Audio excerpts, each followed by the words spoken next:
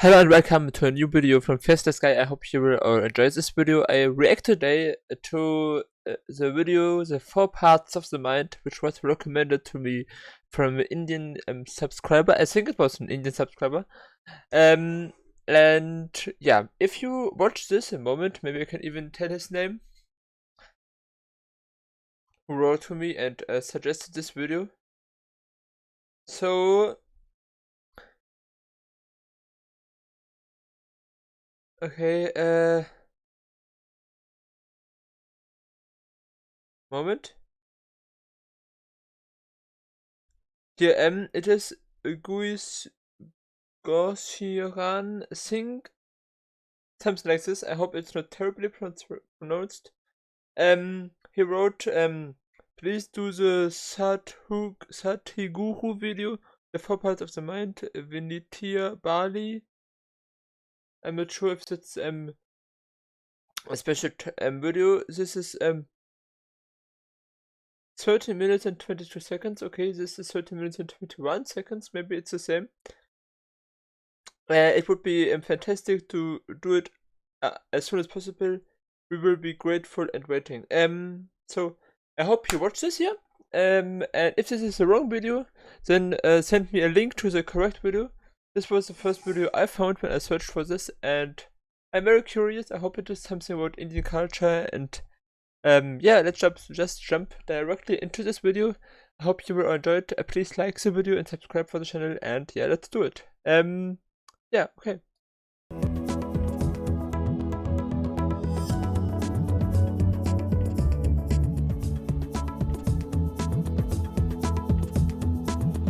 Ja, Vinita Bali und okay, then it is hopefully the correct video because I saw now also this name, which was also in the comment.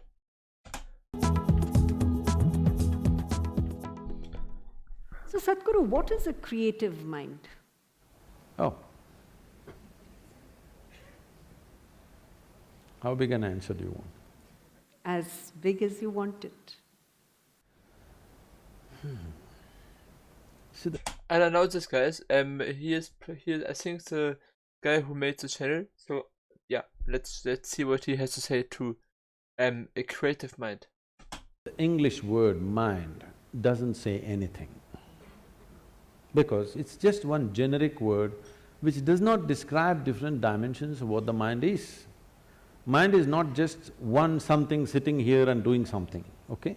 There is really no such thing as mind. In the yogic culture, there is no mind. There is a physical body, there is a mental body. Because what you're calling as mind right now is a certain combination of memory and intelligence. There is memory in your body, more memory in your body than you can… The mind. What is a mind? What would I say is a mind? I mean, I think everything which is in your brain. So everything you can remember, everything you can think about, and that's a mind. That's kind of the combination of this. How it is called in English? Synapse. The thing in your brain which it gets bigger and bigger as older and older you get, and which finds more and more combination to connect itself. That's, I think, everything.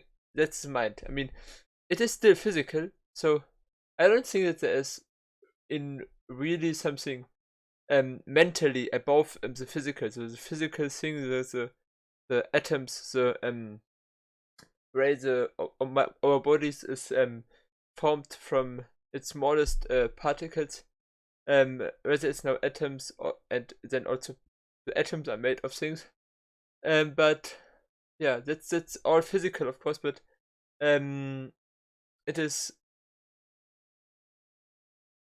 still, the mind is something we can think about, we can remember. Of course, it's still physical. So as far as I think, I don't believe in any above real thing like a goddess or god, which would maybe be on such a level, mental level. I'm not sure, but yeah, let's continue. imagine. If I have to get at you again, it's okay, I'm picking on you, okay? You definitely don't remember how your great-great-great-great-great-grandmother looked like, but her nose is sitting on your face right now. Yes? You don't remember a thing consciously, but your body remembers 100%. How 10 generations ago your grandmother was, your body still remembers. A million years ago, how you… I mean, I wouldn't say that the body remembers how my grandparents or the grandparents of my grandparents looked like.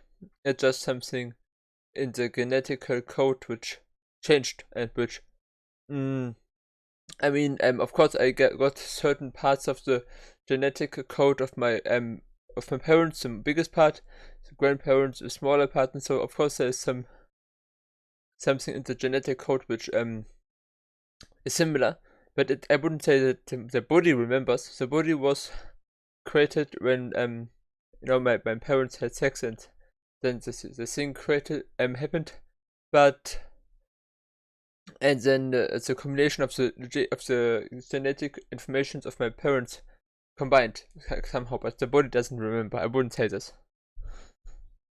your forefathers were, your body remembers, isn't it? It's not forgotten and it's not going to forget. Your mind is not capable of this kind of memory. Your body has 1,000,000,000,000 times more memory than your so-called brain. This whole shift towards the brain and intellectual process is a European malice. They gave too much significance to thought. This has happened because they lived under a subjugated society, religiously subjugated society, where you're not supposed to think anything except what's written in some book, otherwise you're dead. They lived like this for a long time. Because of this, when they got little freedom to think and manage to live, they started celebrating their thought too much. Let's understand the context of thought. You can only think from the data that you already have gathered. That means you can never think anything new. You can recycle it, you can rehash it, you can produce permutations and I mean, I wouldn't say that this that this I would disagree on this, because of course we can have new thoughts and new ideas. The new ideas and new thoughts come through if we on a scientific level research something and we don't understand something, then we ask ourselves how this happens, how these things function, and then we have a new idea about the world around us. And if something happens which we don't understand again, then we can maybe change the theory. But yeah, I mean, of course we have new thoughts every day and every so I don't think that he's right with this, that we only recycle ideas and things. Maybe I understood him in the wrong way, and if so, then and you know what he meant, and write it down in the comments, of course. I'm curious. Let's continue. combinations of it, but you cannot think something absolutely new. It is not in the nature of the thought to come up with something new. It can only recycle the past. That means if you dedicate yourself to your thought process, if you enshrine your thought process, you're ensuring nothing new ever happens in your life. So thought need not be celebrated like this. That's why in this culture, thought has never been given so much significance. What you think is your psychological drama. We don't think much about that because it's your drama. Your drama is important for you, somebody else's drama is important for them. Everybody thinks their drama is the most important drama in the universe. This is everybody's experience because they're so identified with their own psychological drama. This psychological drama should not determine the nature of your life, because this is just a small happening compared to the life process. Life is a much deeper intelligence than intellect. We can look at… the yogic system looks at the mind as 16 parts. Those 16 parts are further broken and they're taken up to 84,000 parts. But now if I talk about 84,000, already there's a segment which says no, so I will make it 4. I'm taking away 80, okay? I'm being fair to you. Only 4. 4 fundamental parts. Now I'm curious. So far this video seems more like something spiritual, and not. I mean, I can also not say that my way of thinking, my scientific way of thinking, is the one and only way of thinking in the universe. I wouldn't say this. I know that the universe is much more weird than probably any one of us can ever imagine. That's why I can't also believe in gods. I can't believe in anything too abstract above the scientific things I can research and understand. If someone can do so, and many people can do so, then it's alright. I don't mind other people believing in other things. I wouldn't even say that I believe in anything. I just try to make the best out of my life. Yeah. Continue. Let's see. I'm curious about the 4 parts of the mind. Let's see. One is the intellect, which we have in modern world, in today's world, we are unnecessarily giving too much significance to intellect, and we will pay an enormous price for this. You will come to a place where you'll know everything, but you'll know nothing of life significance, really. Today you will see this happening to children. For the first time, this generation you see, 10, 11-year-old or 12-year-old children, they look bored. When you were 10, 11, you did not know what is boredom, it was not possible. It was too exciting to be alive and looking around. You will see 10… I have my mom also said that she was never bored in her life. I was bored often sometimes, but she always had something to read and something to think about. I think he might be true a bit about this when he says that people today are too easily bored. They are too less curious about the world around them, and because maybe as they are sometimes too much focused on entertaining things like videos and video games. Maybe I'm not sure, but I think maybe he might be right about this a bit. I mean, I think maybe it is weird to be bored at any time in the life, because there's always so much to think about, to experience, to find out, and but yeah, let's see how he continues. 12-year-old children are looking bored because they've seen the cosmos through their phone screen. They know it all. And especially in the Western countries, you will see this happening at 8, 10. They're really bored. You will see in the school buses, they're all sitting on… By the way, I had my first phone when I was over 18 years old, so it's definitely not my generation, but maybe generations which are alive now, which are 10 years old or 11 years old right now, maybe. At least some of them, definitely. Bored. Because by the time you're 12, you already had one love affair, you know what is a break, you know how to all this recover from that, you tasted alcohol, you've seen this… You see, I definitely had no love affair with 12 years old. I had no alcohol and anything like this. I have never drank any alcohol, and my first love I had was 25. So it's definitely not my generation, but I mean maybe it is the case today. But even if, I don't see where this is a big problem for anyone. At least not yet. Let's continue. This, probably you've gone into all kinds of physical things and you know the cosmos, what more? By the time you're 15, there's really no purpose for you to exist for many of them. I don't think that this is the case. I mean, we have so much to explore and to find out. Every single one of us can have so much interesting things in life to experience. Only if you have given up yourself at a certain point then maybe you have nothing else to explore about. But I don't know a single one who would fit into this category he's describing in the moment. You should not be surprised if this culture continues. I'm not saying this is a prediction, it is something that I see beginning to happen. In another 50 or 100 years' time, if 25 to 50% of the people commit suicide, you should not be surprised. Because What did you say? in another 50 or 100 years' time, if 25 to 50% of the people commit suicide, you should… I would be very surprised. I mean, it is weird. Why should this happen? As I said, I've never met anyone who fits into the description he has just made. But yeah, let's see. should not be surprised, because life needs some exuberance. If too much information happens to you without experience, that exuberance will be gone and a false sense of knowing becomes so strong in you.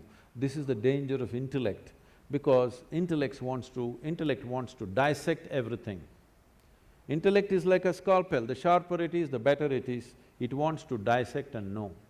Dissection works with some things, not with all aspects of life. If you want to know the poor frog, you remember? The poor frog that you crucified and cut, and great knowledge you acquired from all that talk. This is weird. Of course, sometimes some children do weird things, of course, I know this, but crucifying a frog, I mean, it's just an example, but it's sort of very weird. And sometimes, of course, children do probably things which are not good and nothing you would be proud of later. But yeah, on the other side, we all do stupid things when we are young at some point. But yeah, I don't know where he's and what he wants to say, so let's have to listen again. Torture is unbelievable. How much knowledge you know. For the torture that frog went through, how much knowledge you have acquired is quite unbelievable. All that you got to know. Now you got interest, suddenly you got interested, the mother that you had ignored, you want to know your mother today. Please get yourself a sharp knife, start the dissection. You may know everything about her liver, kidney, heart.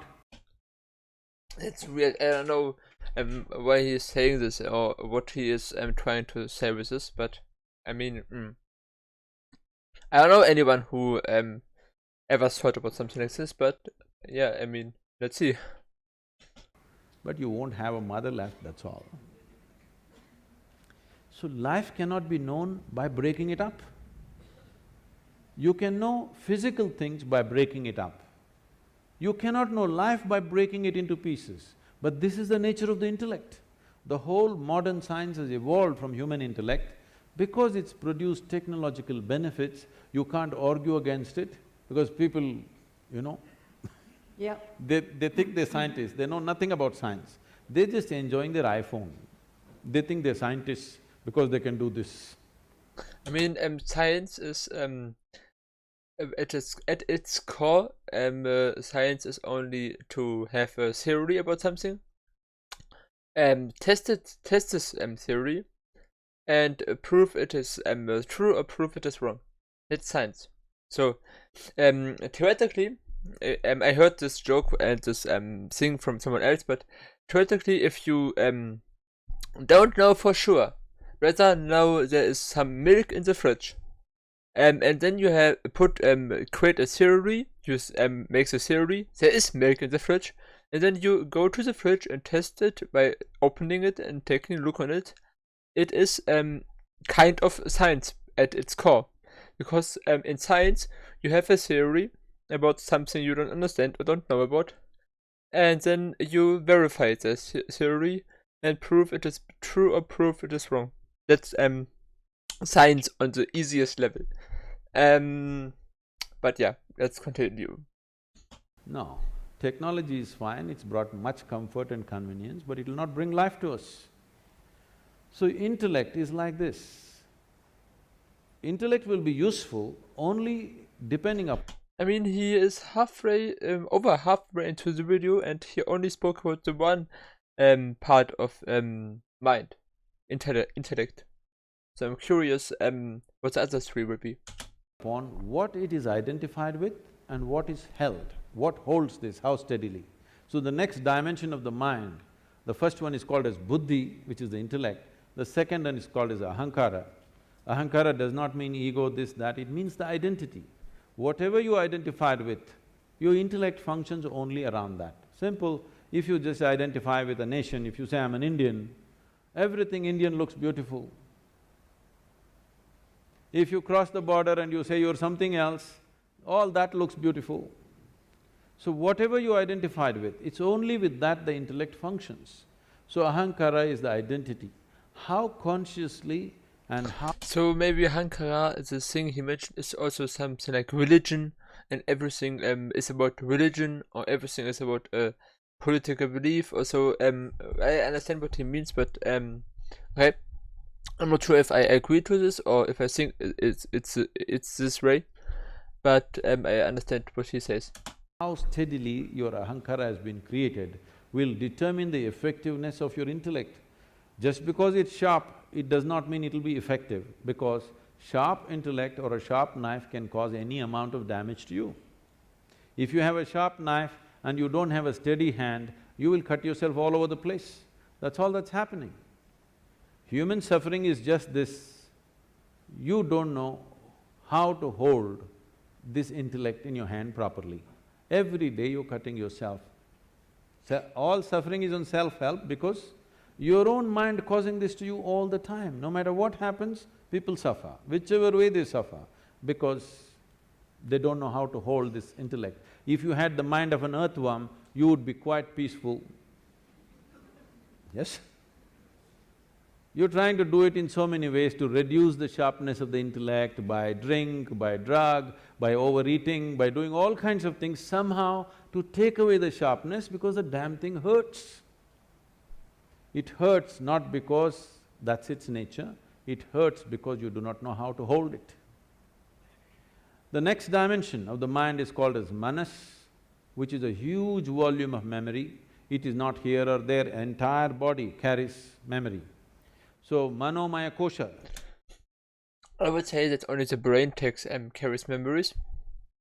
As I said earlier, that for example, that my nose looks similar to the nose of my grandparents, or the parents of my grandparents, or the grandparents of the grandparents of my grandparents. This similarity has nothing to do with that my body remembers anything of this time. It is just a coincidence that the genetic informations of different generations of humans changed over time. At least as far as current science knows about. But memories is the third part of the mind, according to him. Interesting. This is called a huge sack of memory. This memory is in various stacks, we'll not go into all these details considering some people have said a clear no. They don't want to have a mind, I'm sorry, they don't want to know anything about the mind. So the fourth dimension of the mind is called as chitta. Chitta means it's pure intelligence. It is unsullied by memory. It has no trace of any kind of memory, it's just pure intelligence. If you touch this, then you have access to what you're referring to as the source of creation, because all kinds of things might have been fed to you. God is this, God is love, God is compassion, God is kind, whatever. Somebody come, stand on the edge of this stage, say all the prayer you want to say and fall. Let me see whether compassion happens to you or a cracked bone happens to you. I would like to check, all right? All these things have been made up because whatever somebody is deprived of, they will attribute that quality to their idea of God. Your ideas of God… So the fourth aspect or the fourth part of the mind, according to him, is God. okay. I don't believe in any god or anything. I mean, not even communism. I'm a communist, but I don't. I wouldn't say that I believe in communism in the same way other people believe in a god. It is something else. I'm just convinced that it's the best for the society, but I don't believe in any existence of anything above humans or something we can't imagine. So yeah, let's continue. Let's see. God have come only because you do not know how this whole creation happened. Because you don't have an answer, you made it up. Because you're a human being, you said a big human being is sitting up there. Oh, how can you do all this? If somebody asks, he has 10 hands, so he does lot of things, not like you. Whatever, it's all right for children. But essentially, because you do not know how creation happened, you are coming up with explanations. So that which is the source of creation, don't believe what I say, what anybody says. Pay attention to one piece of creation. Just take a flower, pay attention to this, pay an attention to a leaf or an atom or an ant. All you will see is phenomenal intelligence beyond anything you can imagine, yes? But nobody told you God is intelligence. But this culture has said this to you in many ways. They told you Chidakasha, Chidambara and so many things to tell you if you touch your chit, the whole existence becomes yours. Everything that's worth knowing is right here because you have access to the source of creation. So these are the four dimensions of your mind. Unfortunately, the modern education thinks by just feeding information and keeping the intellect reasonably sharp, everything is going to happen. No. You will rip this planet apart looking for well-being. You may lose the planet, or you may manage to go to another planet and start your work again there. But well-being will not happen. If well-being has to happen, you have to dig a little deeper into this one, otherwise, no.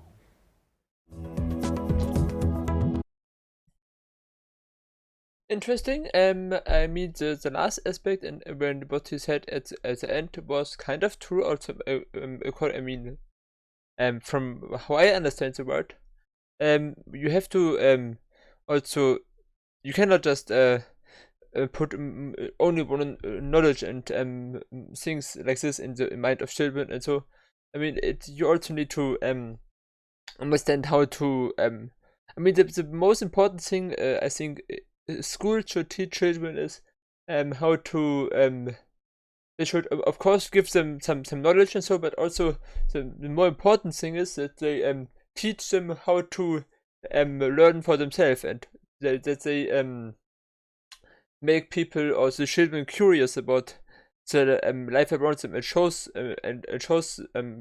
show them what kind of things are possible.